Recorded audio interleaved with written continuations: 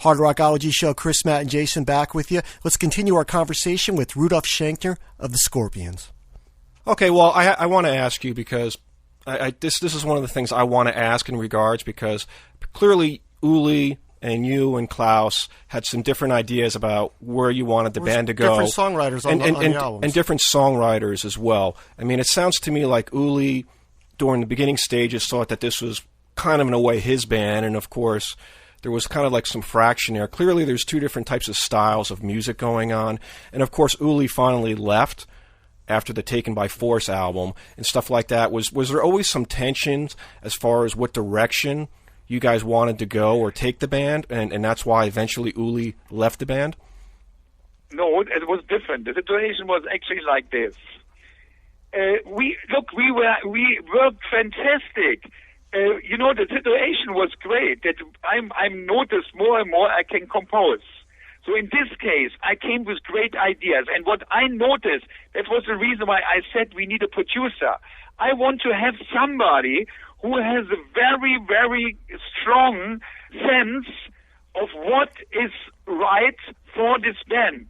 Because somehow you have, when you do it by your own in the band, especially with two different styles, it can cost the whole band the future. So in this case, to have somebody who is really a good producer and who has a very good hand for producing, and if he gets the right songs, what he can do with it. So, and what we found out by In Trance, that I came with good songs, Klaus, of course, by writing the lyrics, and Uli came with good songs. So, Dierks, he found a great way somehow to put both styles together in the way. Of course, people who are very much into music and into this kind of stuff, the people who are more underground kind of, they even loved it, that we have two styles and not only one. So in this case, it was an interesting way of starting the band and getting into the next dimension. But in another situation, when you go to Virgin Killer, of course we became harder and harder, and of course Uli's playing became more extreme, and our composing more extreme. But the interesting stuff was that even Klaus and me, we came, Uli and me, we came always in the very balance-like that I had 4 or 5 songs and Uli had 4 or 5 songs. Even Uli had to sing because Klaus said, no, I can't sing the song because that's too bluesy and that's not my style. That was the reason why Uli was singing it. We had no problem, and we would even play until now when we had not this special kind of experience by going into the club in London called Speak Easy. Speak Easy was the club. It was the club where Jimi Hendrix was hanging when he was still alive, where all this musician, Frankie Miller, and all this kind of musician was there. Of course, you had to be a member of this place, but because my brother was already with UFO often there, and when we start playing in England, we were, before we played in the Marquis Club, we always went one day before, because one day before we had mostly a day off, we went into Speak Easy and had a great time. So, and this time again, that was after the Virgin Killer, Uli, Klaus, me, we went into the Speak Easy, and what was happening? There was a woman sitting in the crowd. Uli said, Rudolf, look this. That's Monika Dannemann. Rudolf, I want to talk to her. I said, okay, I go to her and talk to her. No. I said, okay, I invite her tomorrow for the concert. So that's what he did. He went over and said, this and this, and I would love to have you at the concert and stuff like this. So, and she came actually, was sitting in the third row. In the first row, and the fourth row was sitting Gary Moore, and in the third row was Monika Dannemann. So, and after the concert, he went to her, and from this moment on, he was actually what kind of I put a spell on you or whatever. He was so much into her, and because she was the last girlfriend for Jimi Hendrix, his big idol, and. So the whole situation was Uli more and more was hanging in London. It was good and bad. Gary Moore came on stage, said, "You guys are the best." And Uli Roth went to Monica Dannemann and was hanging in London then the future time. But anyway, we had to do another album called Taken by Force, where we found also Herman Werbe. We actually found also in a speakeasy at this time, because my brother told Herman Werbe already, because he was living in London already. He was going and said, my brother went and said, "Look here, my brother is looking for a new drummer. Maybe when they're coming to England, maybe you can, play and show them that you are good enough." So anyway, in the end, Herman came over. We had to do another album, Taken by Force. Uli was already with his mind in England with Monica. And so after this album was done, Taken by Force, Uli came to me at home and ringing a bell on Sunday morning. I remember very much the special moment. He came in and said, "Rudolf, I have to talk to you." And I said, "Okay, let's sit together here." And he said, "Rudolf, I want to finish." And I said, "Okay, if you want to finish, all right." So later on, he was surprised that I never convinced him to stay in the Scorpions, because there was no convincing. There was no reason to convince him, because I noticed already before by my feeling that this man is already on his own career way, in his own world. And I said, "All right, then go and good luck and all the best and stuff." Okay, so this opens up the new era for the Scorpions. What a lot of people would say is the classic era of the Scorpions. Mattias Jabs comes in, and at the same time, your brother Michael leaves UFO and, I guess in a way, rejoins the Scorpions. So the one question I want to ask, you originally bring in Mattias Jabs to be your new guitar player. Then Michael comes back into the band. You work on the album, and at that time you go on tour, and I guess Mattias is let go. And, of course, you have some issues with Michael on the tour where Mattias is filling in, playing for him. And so I guess I want to ask this from Mattias's perspective.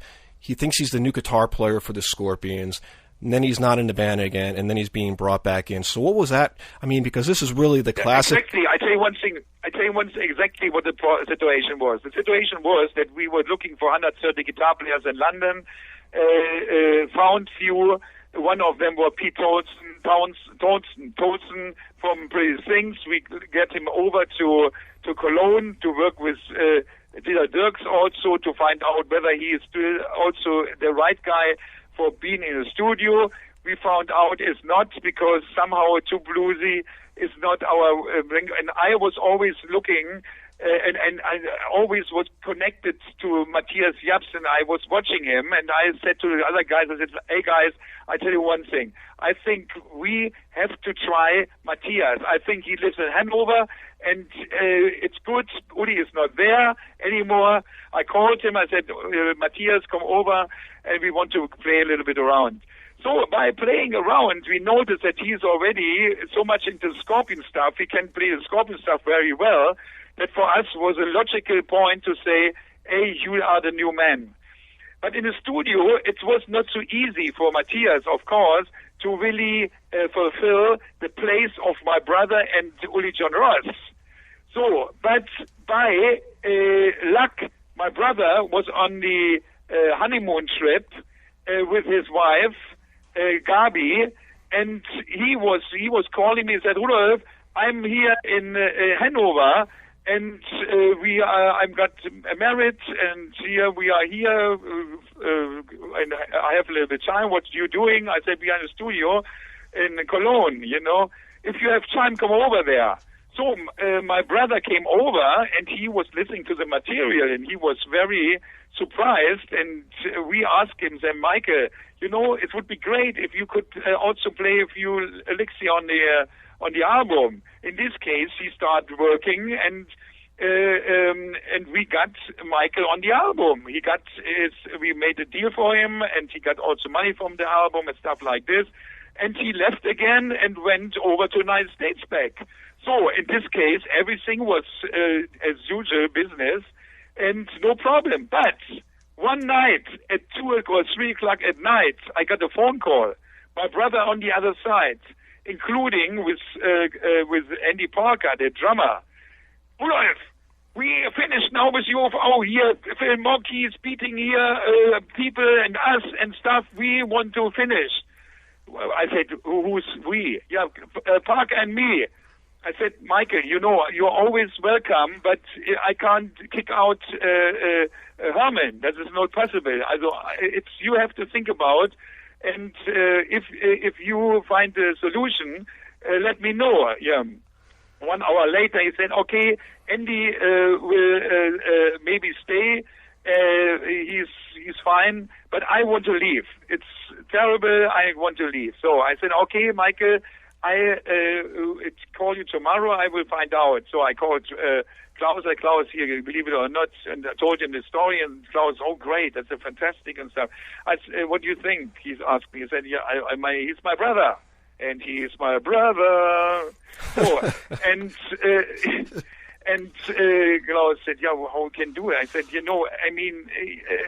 I will speak to the promoter. This promoter was the guy called Fritz Rau. Fritz Rau died lately, I think 2 or 3 months ago, the biggest promoter in Europe, continental Europe. And I called him, I said, look, what can I do? My brother called me, he wants to come in a band and stuff. Yeah, Rudolf, you have to make the decision. I said, okay. But I have to make a decision, I would say yes. So in this case, it was a hard decision to do. I spoke to Matthias, said, Matthias, you have to think as my brother and stuff and like this. So we start working on the set with my brother. He came over. We worked like crazy. It was fantastic. We played in England and not in England. We played in Germany, and everything worked well. And and that was the important point. And I think it was a great situation for the band Scorpions that my brother started playing with the Scorpions, because there was a management called River Krebs. The guy who was working in this management called Peter Mensch. There was a company in America called Mercury. The head of Mercury, or the guy who was working and trying to find new talents, was Cliff Bernstein. So these two guys, Cliff Bernstein and Peter Mensch, came over to Hamburg when we played in a music hall, including my brother. They came over and saw the Scorpions with my brother, and they were shocked. And they came immediately and said, look guys, we sign you. Come over next week to our management, to David Krebs. He will sign the contract immediately, and here is the record company, so is Mercury, so let's do it. So in this case, we got this deal. Management, the biggest management in the world, and we got a great company, and we had already big company for booking, the guy called Nick Harris. He was by DMA. He was working for DMA, Detroit. He also worked for the Aerosmith and for Ted Nugent. So in this case, we had everything. So we were touring for the next days in a few other cities, including, I don't know which place it was, where my brother really freaked out. And somehow, I don't know, he was maybe too much fucked up by working with UFO, I don't know, by doing all the club dates and stuff like this. But one day, I've got a phone call from my brother. He said, Rudolf, I'm left the band. I can't play anymore. I'm completely wasted, and maybe Matthias comes back. So now we try to get Matthias back again. Matthias was already, because my brother also called Matthias in his home, and Matthias, he said, no, not with me, and he left to a little island on the North Sea called Spiekeroog. So now Spiekeroog has no cars, nothing, only one guy has telephone, that was the police guy. So we tried to get the police guy to get Matthias Jabs on the phone. So, and we tried to convince him over with helicopter and everything to come to the next gig. I think it was Cologne or something, to play with the Scorpions again. So from this day on, we tried to convince them and say, look, we think that you are really the guy, and we promise you that it will be never happen again. So in this case, he was playing with us in a few other dates. Then we got another option to go to Japan again on the Love Drive tour. And Matthias said, okay, I will make the Japan tour as a proof for after Japan tour. I will tell you whether I'm staying with the band or not. So after Japan, he said, great, everything is fine. So, and that was the situation. So there you go. So there is the story with Mattias Jabs joining the band, and actually... And at the beginning part of the Scorpions and the different songwriting and everything. There it is. Right there. Yeah, I guess in a way, because there's always been... the songwriting was already somehow done. I think when Uli left the band, I already found the style, as you can hear, in and it was a very big stress on me. I tell you one thing, pressure, because, first of all, I had, in the old days with Uli, I had only to compose 4 or 5 songs. Correct, yeah. In this case, I had to do mostly all of them, except maybe one or half one, which was, I think, a piece of meat. Was a piece of meat, I think, or Love Drive, yes, where Herman also did his part, a half part. So it was really something where Klaus and me became the songwriter team. Of course, Matthias became a guy who really found his way to become a guitar player, to working for the band for the songs. Before, Uli was more a kind of solist, a solo player who tried to play as much as possible on the songs to stick out. So here we had a guitar player who was playing for the song to make a tasty kind of playing. So it sounds to me like Matthias basically understood what you were trying to do and what Klaus was trying to do. And basically, It was a compliment for the two of you guys. And like you said, now you're writing a bulk of the material. Yeah, those guys are the principal songwriters now, where, like you just mentioned a minute ago, Roth helped him out a lot of the album, and he only had to come up with 3 or 4 songs. Now you got to come up with the whole record. It's a whole different ball game. So would you say right there... Exactly. It was not easy, but anyway, sometimes when you have to do it, you do it. And that's what's great. I'm happy somehow the whole progress of the band went this way, because I think when my brother would stay in the band, I always would be in the second row. Here, he opened the door for me to show my talent as a writer. In this case, I could do what I can do best, writing songs as a rhythm guitar player mostly. So, and I have to make one statement here also. Dierks became a very important part of the band. We more or less became a team. And that's why when we worked in the studio, we always, except the last album called Savage Amusement, that was a different situation. Dieter became more in the direction of being another Matt Lang. But before then, we always was working as a team, trying to get the best out of the band. I tell you, we were trying sometimes to get a magic moment of the song. It's not like today when you play in Pro Tools, you play one riff and the chorus and whatever, and then the engineer, he's copying all the stuff and then said, okay guys, done. So in this case, we had to sometimes work on a song and play him hundreds of times to get the magic moment. And then immediately, yes, there was a good thing about it. Why? Because when you have to play a song sometimes more than around 100 times, there is no song you play 100 times when the song has not really the essence of quality. So in this case, we notice as long we play a song 50 times, 100 times, and the song still is interesting enough, that's a good sign. And that's the reason why when we play our stuff live now, especially from the 80s, we always can play them Rocky Like a Hurricane, Love Drive, or maybe Bad Boys, or whatever, Still Loving You and whatever. We always know the quality of the songs, and we still feel as we play it as the first time we play the song.